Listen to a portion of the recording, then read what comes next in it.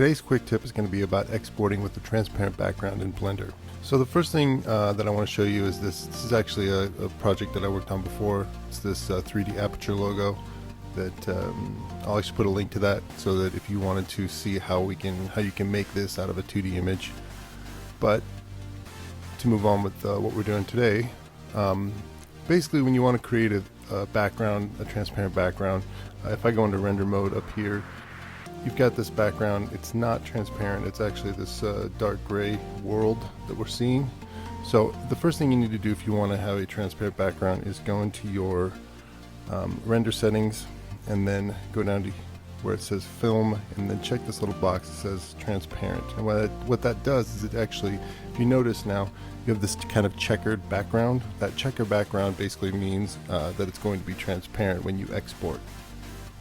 Now, just because you have this set up like this does not mean that you can absolutely have the transparent background when you export. You still have to do some particular export settings to allow that.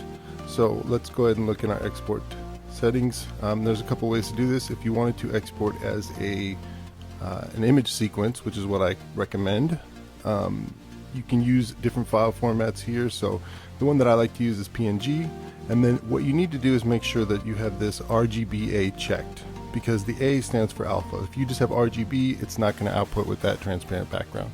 So make sure it's RGBA, and then when you export, it will export with the transparent background.